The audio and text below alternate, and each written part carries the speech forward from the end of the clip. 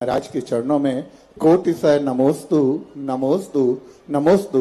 चुल्लक त्रय के चरणों में इच्छामी इच्छामी इच्छामी।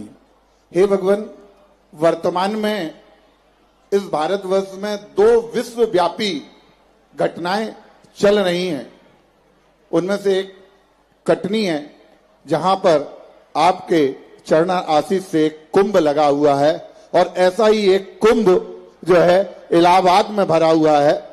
उस कुंभ में तो गंगा का पानी है, लेकिन कटनी के कुंभ में सुधा नाम का रस है। और इसी परिप्रेक्ष्य में मेरा यह प्रश्न यहां पर उत्पन्न हुआ। कक्का जी ने अभी सागर मंथन की बात की कि गुरुवर, जैन वाग्मय में सत्य के 10 भेद बताए हैं। उनमें एक लोक सत्य या जनपद सत्य के नाम से है। करोड़ों लोग जिसमें गंगा में डुबकी लगा करके ये मान रहे हैं कि उनके पापों का प्रक्षालन हो रहा है। जैन वाग्मय में इसका निरूपण कैसे किया जाए, क्योंकि करोड़ों लोगों की मान्यता है, उसको नकारा नहीं जा सकता, तो इसका समाधान करें। नमोस्तु। जनपद सत्य का अर्थ यह नहीं है कि मिथ्यात्व का समर्थन करे।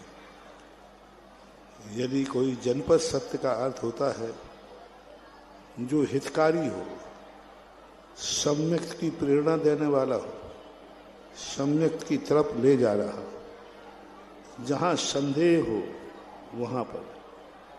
अब रही बात इन सब विचारों की, तो ये जनपद सत्य में नहीं आता है, ये अपने ग्रुप सत्य में आता है। जो आज जातिगत धर्म बन गए हैं, ये जनपद सत्य नहीं आता है। जनपद का अर्थ होता है जिससे सभी जातियां मिलकर के, सभी लोग एक साथ, किसी का उसमें विरोध नहीं होता, वह कहलाता है। आज जितने भी संप्रदाय हैं, ये सब ग्रुप में बटे हुए हैं। ईसाई संप्रदाय ईसाइयों में बटा है, मुस्लिम मुस्लिम में बटा है, जैन जैन में बटा है, बौद्ध बौद्ध में बटा है, पारसी पारसी में बटा है, सिख सिख में बटा है, वैष्णव वैष्णव में बटे हैं। ये सारे के सारे बंटवारे जनपद सत्य में नहीं आएंगे। ये ग्रुप सत्य कहलाता है, संप्रदाय सत्य कहलाता है।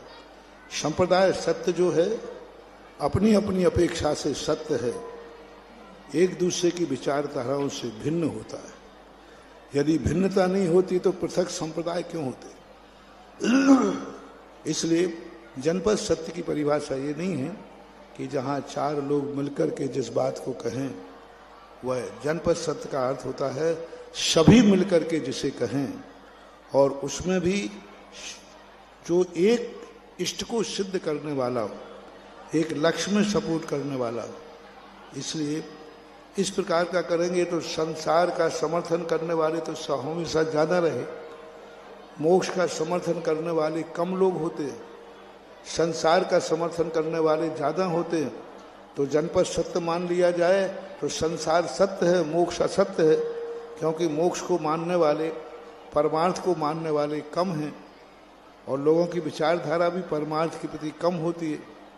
तो ये जनपद सत्य की परिभाषा नहीं है।